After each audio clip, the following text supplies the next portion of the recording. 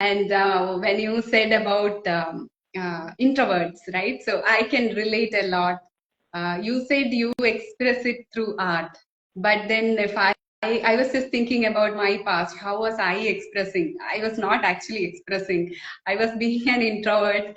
So if I tell my story, it is like I was a very shy and an introvert girl in my childhood. I was born and brought up in a village, in a rural place in southern India. So I was in my own space, like you mentioned about the introverts. I was happy in my own world. My only thing was I study well because from my childhood, my mom always used to tell she on my shoulders, she hold me, she always lovingly she look at the eyes and says, "You have to study well and get a good job." So I was a zero naughty child, and Like the this was my term goal. zero. Yeah, it is zero naughty, no trouble to anybody. When you say like you scribble in the walls, I was thinking I never remember doing something like that ever in my life, like in my childhood, because I was a zero naughty child, no, and not smart also. I was a very hardworking child, but it was not as smart working and all this, introvertism and the shyness. So I rarely have friends. I'm not good in creating relations or small talks and everything. I'll be in my own, happy in my own little world. So I grew up like that. But then when I came into the corporate world, when I got the job, I studied well and I got the job, like as my mom always used to tell. That was my mission. And then I entered the job. Then once I entered there, I realized that whatever we have been taught in the schools or what we studied is not the actual skills that is needed to survive in a corporate world. You need to learn communication skills. And that's where I failed drastically. I was like, I express all those, I shiver, my body shivers if I have to talk to a senior even. And there you have to take the client calls. Client calls are like they are native English speakers. And I was not good in English because I don't speak that. Even in my schools, it was like English speaking was not promoted much. It was the native language. So I was not fluent in English. And it is like I speak very fastly. I end up the call very fastly so that I can, escape from that space when I have to speak to the clients. And then when it comes to leadership skills or even talking to a senior person, I'll shiver a lot. My voice get choked here. And I feel all that, I cannot take the breath. All those were there. That that was the difficulties of an introvert person. I was not good in communication, not good in people management.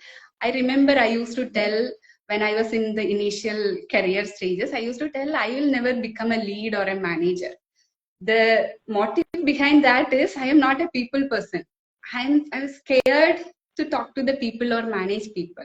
So for hiding that factor, I used to tell I'll never become a manager. But then the career and the life had changed in such a way that I learned all these qualities. I had to learn these qualities when my career progressed. I didn't had any choice, but then I was doing that happily at that time. It evolved over a period of time, and then later on, I became the manager who was handling maybe 30 to 50 people were reporting to me. They all are very happily working, successful projects and everything. So now if you ask me, people management is my favorite thing. I love to interact with people.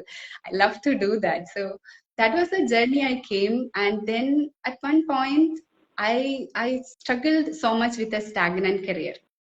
So in that stage, I don't know, I was not getting any salary hike or promotions. And I was struggling in a stagnant career, not knowing how to come out of that. At that time, I was not aware of the coaches or the mentors. I was literally hoping that somebody could take me out from this stage.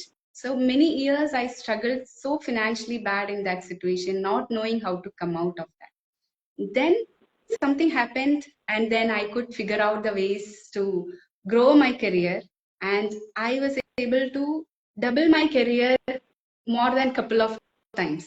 So I was in a very successful career, and at that time, very successful good in terms of the financial freedom and everything, but I never had the time freedom. Like how you said 16 hours you were working, right? So for me, not 16 anyways, but it was like 10 to 12 hours of work in the corporate, especially after the pandemic when we started to do the work from home. It was like, minimum 10 hours for sure you will be working. And that was like, you don't get time. Even if you are working from home, your family will not see you except during the, dinner or lunch time. And if there is something that, I have to take a break to support a family member, then it's very hard. I remember I was working when my mom was hospitalized. I was working, I was sitting in the nearby cot and I was working because you have to support your work. You're not able to take a lot of leave. So time freedom was something I never had in my years of career. And then it was very challenging for me. I was in a very pressurized environment at one point. You can call it as a very successful career, but it was very pressurizing.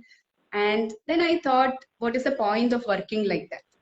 So I want to work, I want to earn money to live, not to die. And then I quit that job and I was trying for another job. IT was the only area that I know. So I was trying to get another job in that. But inside my mind, it was like, I want to do something I love to do. I want to find my passion, do next job, at least I want to do something I really love.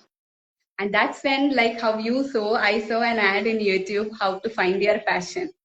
And that's how I joined the Passionpreneur movement by our Gurudev Dev Gatti. He is the person who helped to find my passion. And I was zero in business. I had no business background. I come from an employee background. So I have no idea. I was not into sales or marketing, no knowledge on any of the skills needed for business. He is a person, our mentors are the people who helped us to build those qualities, to learn, understand those qualities. And that's when I started my entrepreneurship journey into the coaching field. So I was doing my mid-career development as my niche. And then I was doing that for quite a while now. I was helping people in the mid-career stage to how to double their income, how to grow faster in their journey. And then one day I thought, like, I was enjoying the time freedom in this time. When I started my entrepreneurship, time is in my hands. And I was able to completely support my mom when she had a surgery. Three months of time, I only took care of her completely. And that was like, it's a biggest blessing for me and for her, for everybody. And I always see the entrepreneurship with a lot of gratitude, that if I was not in entrepreneurship, I would never have this time freedom. I used to ask my mom, what you would have done if I was in a job? Of course, this much of time we cannot take. Even she also says, like, no idea. Even I don't know what I will be doing if I was in a job. So this time freedom that I am really enjoying now, I felt like I want to give this time freedom to every woman around me, because they are the people who are taking care of everybody. Actually, they're taking care of their home, taking care of the children. Along with that, they are taking care of their work also. But finally, end of the day, they don't have time for themselves. Their dreams, they left it at one point of their life because they do care for their family.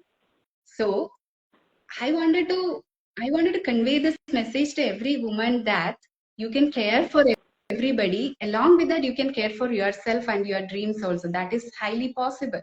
I work with entrepreneurs like you. I see mothers like you, how you guys are doing that.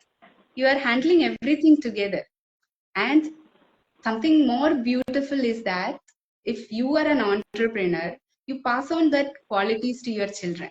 That's something very amazing. I've seen that with so many entrepreneurs. Their children already, even if they are 8 years, 9 years, or they are 17 plus years, they are showing that entrepreneurial skills. So you are giving that qualities in them from the, just by showing, just by modeling yourself. And I believe that is the best gift a parent can give to their child. You are securing the future of your child just by being an entrepreneur. You're Yes. just showing them how to sustain how to don't give up, and everything. Entrepreneurship is a very challenging journey, but every step how you are enjoying and doing that you are showing, modeling to your kids.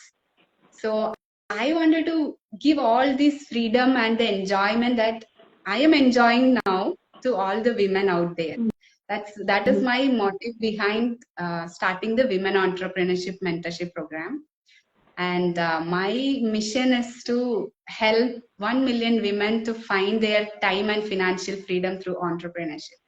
And I strongly believe every woman can be an entrepreneur because those qualities are there within her, just that she is using it in maybe some other areas of life, right? So Absolutely. if you can bring that, channelize it into business, you can just grow like that. So this entrepreneurship is not only to become a businesswoman, it can be a side hustle or it can be a secondary income, like especially in today's world of layoffs, right? Everybody is so scared. What will happen if you don't have the job tomorrow? Be it man or woman, Right. what will happen if you don't have that paycheck coming by end of the month? It's very scary thought for all the people. When I was in employment, I had that. While others were going through layoff, we had that thought. What will happen? So if you have a secondary income, you feel so safe when financially. Yeah. Yeah. Yes. And the time of freedom also is like that is the best gift that we can give to ourselves. Said like you were trying to find your passion and why you wanted to quit your job. So at that time, Naren also said I resonate the same. So it's not only for women; it is for everyone. Everyone is facing the same issues. And why we need to really stick on to our passion is that, see, our parents have been more like sacrificing their life. Where even before that, it was a different struggle. That Yeah. era was like under the British rule. Our grandparents were under the like freedom movement and all. Then freedom was given. Like parents had the what time, and they had to sacrifice many things to keep their family alive. So that kind of level, they don't have the time to think about their passion or what they like and all, and they were like still into that mediocre lifestyle of working for someone and earning. They Mm. just had to sustain their family. But we are like having we had the liberty because our lives are improved because of their sacrifice. Now it's our job to transform ourselves into a better person so that our kids or the next generations, they become even more better. Because the Gen Zs and the Gen Alphas and millennials are just brilliant. When they bring some idea, they are like I can't say their thought process is completely different to what we do. But at Yes. least we can lay the seeds for them, keep a proper foundation for them, so that they can grow into a better human being. So as you said like you want the kids to model their parents. That's what I see in my child now. Once I started getting into the entrepreneurial journey, my son, who I thought is just an artist, is going to be an artist. He has become like more giving more ideas. This is way new people think. This generation thinks. You have to think in this terms. And he has 4 product ideas now. He's waiting for an investor. I've just told, hold on, hold your horses, just finish your studies. But then I don't need to hold his horses just from here. He can do it right away. If I'm becoming an entrepreneur at the age of 40, he can become an entrepreneur at the age of 17 or 15. How many Yeah. CEOs are born in the age of 12? So it's the parents who need to lay that foundation and show them the path. Multiple people with multiple sources of income. So that is what the world is moving forward to. Thanks for Next sharing stage. your thoughts also, Remya. It was very inspiring. And yeah, definitely we'll keep chatting this way so that we share more ideas. If people are getting inspired to have 2, 3 sources of income, having their job as well as working on their passion, it will be very great if we could help and inspire people. Yes, Thank right. So Absolutely.